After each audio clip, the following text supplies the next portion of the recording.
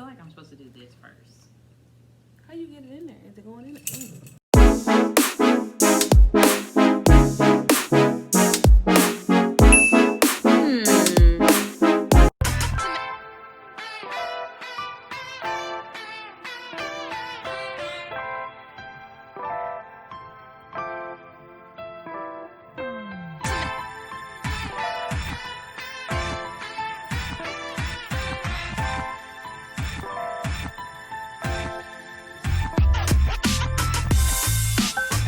Is this what I'm supposed to do?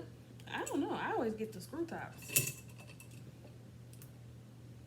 Okay. I don't think anything's happening. You know, sometimes the cords can get stuck in there and then we're screwed. What does that do?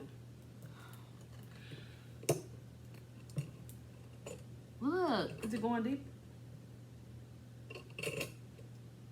Oh! Oh, okay. Do it again, do it again. Yay! How you get that off though? It is Wine Down Wednesday. We have a new wine that we're gonna taste today. We actually have two. This one is called Liquid Popsicle. The flavor is orange creamsicle. There it is. Then we have the Yellowtail Sangria. So we're gonna try this one today as well. Okay, guys. All right, so you ready? Yep. It smells like juice. Okay. Oh. Where's the orange creamsicle at? Yeah, I definitely don't taste the orange creamsicle. It just tastes like wine for me. Yeah, it just tastes like wine. It's like I barely get the orange. Did you get I it? can't find it at all. It's a hint at the very beginning. Try it again. Just like orange. Orange. No. Really? Unless I don't know what an orange creamsicle tastes like. Mm-mm. It just tastes like a Oh, wine. it's right there. It's not bad. All right, so we're about to taste the Yellowtail Sangria. I am usually not a fan of sangrias. But This I was also... my pick. This was my pick. Okay. So this is called the what tail? The yellowtail. Well, are you ready? Mm-hmm. Okay, 1, 2, 3.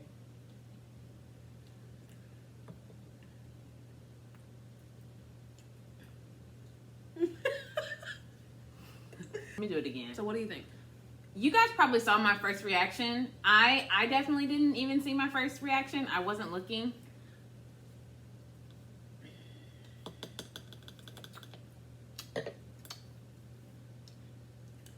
I don't think I like that well. I could drink it. Would I go somewhere and pick it out? No, but I could. I could drink it at dinner or something like that. Well, we just tried two new wines. Out of those two, we like the Liquid Popsicle better. They both are pretty strong, though.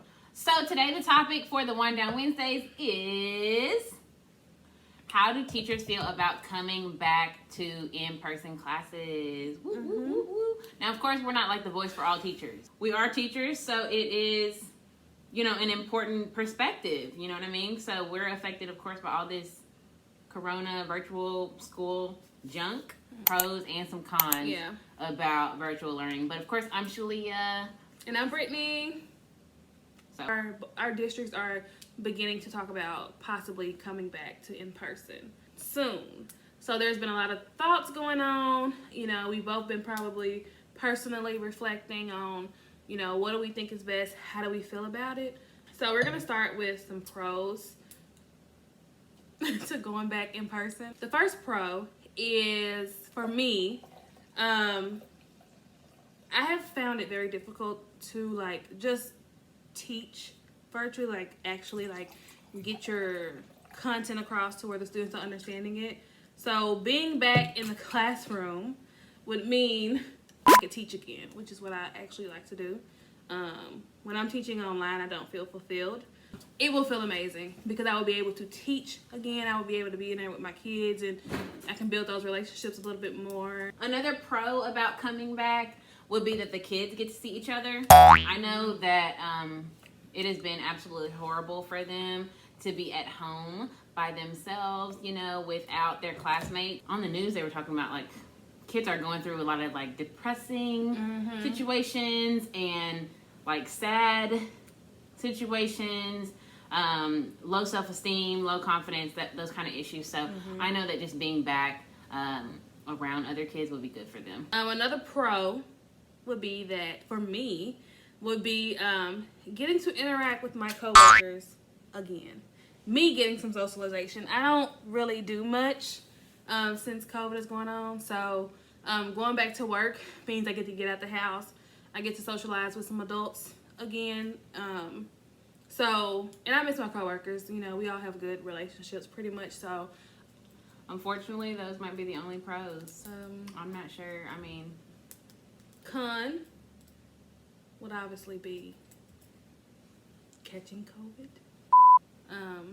We're around a lot more kids. Our classrooms aren't that big. I think yours is actually a little bit bigger than mine. And I have 27 kids. So just thinking about how we're all going to be in one classroom pretty much all day. Another con for coming back, getting COVID, like, yes, but I'm thinking about the kids getting COVID.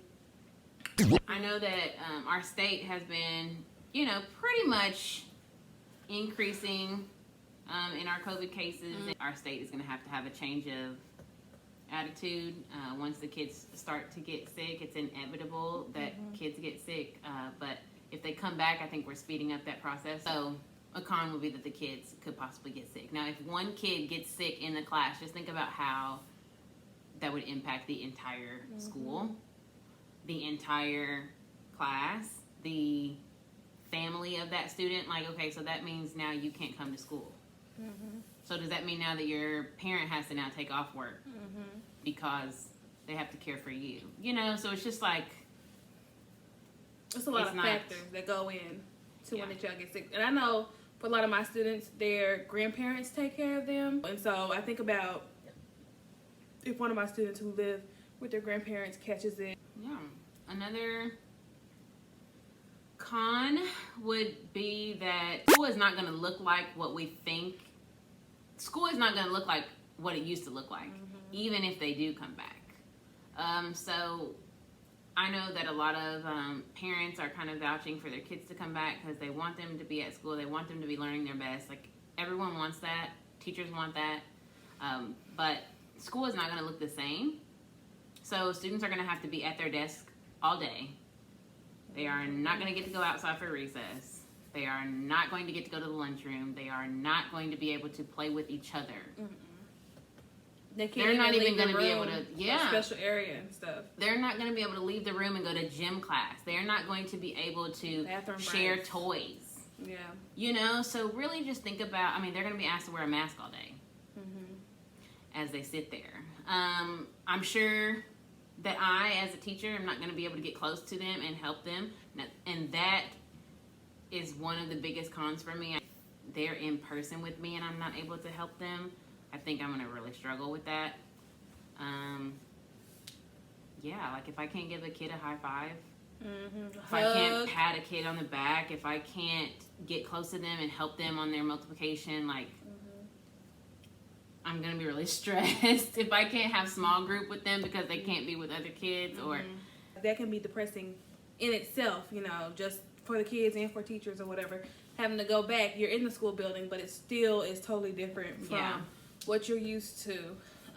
A part of me wants to go back and a part of me doesn't want to go back. I have watched a lot of teachers online who are teaching in person, and it doesn't seem super bad. It's still it's different, but it doesn't seem super bad. It's not good for me. It's not good for the kids. It's not good for the families. As we started to get closer to possibly going back, I started to get nervous. Like, I don't know if this is a good idea. Like, I'm not sure. Like, so I don't even know. Like, my thoughts are everywhere. I don't know what I want. I don't know. I worry. There's a lot of districts that have gone back to school and then they have decided to stop and now they're going back to virtual. So there are like at least 2 or 3 districts that I know that have done that. So I'm like, all of this could be for nothing. Yeah. I feel like I'm being really negative about it. So I think that I'm probably on the board for not coming back, although I want to. I want to, but I already know I like consistency, and honestly, I think the kids are kind of used to this. Yeah, that's right true. now, and I'm used to this right now. And so, and all that means really as a teacher, when you're throwing something new, like you are going to adapt and try your best to fix and to teach as best that you can. So right now, since we're virtual, I now have sort of like a foundation about how I'm running my class. I have a foundation about what's expected of my kids and the things like that. So now I'm able in this space to start improving. You know what I mean? So if they say in 2 weeks that now we're going to come back, I basically am having to start over from scratch. And that's not good for my kids. And that's not good for me because now I'm having to start all the way over. That's true. You know, so right now in this virtual time, I have time to try to get better and to be better for them, you know?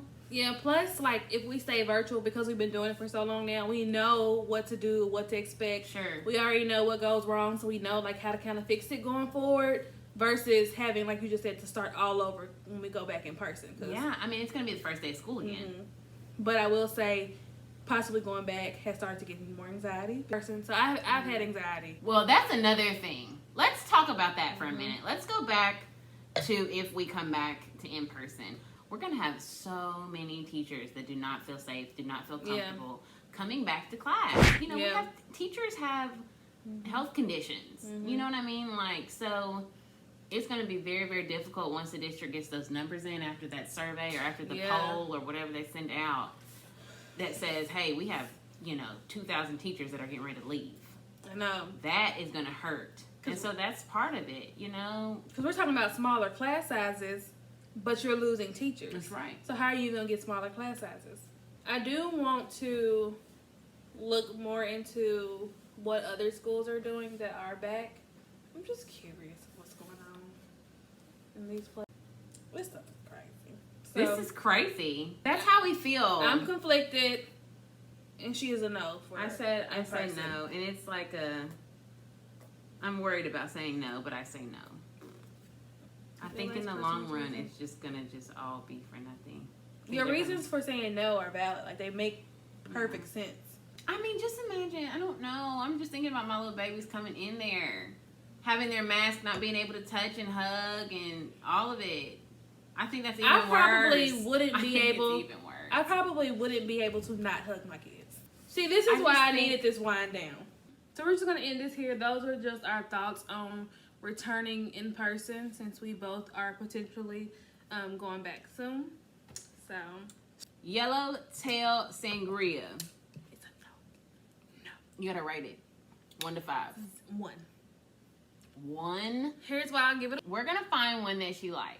It is not disgusting. It's not that bad. It's really not undrinkable. I don't think that's not a word, but it's not. I would give it a 2. I mean, let me do it. Hold on. The more I drink it, I can continue to drink it. I don't think it's that bad. It's actually just I'll give it 3. strong. It's not terrible. I'll give it a 2 or a 3. I give it a 3. I would not buy it Average. again. Average wine. I wouldn't buy it again. But that doesn't mean this isn't a good wine. It's just my preference. Would you buy it again? I think I would buy it again, actually. Not for myself. I think I would buy it for like a party or something. I think I'm not drinking that no girls' night. So if you like red wines that are kind of strong, the end of it. All right. So like, comment, subscribe for more videos. Give us some comments for another wine to try, because we want to try a lot of wines. Yeah, sure. So give us some tips for some that you like, so we can go try those next time. Thanks for watching. And we will see you in our next video.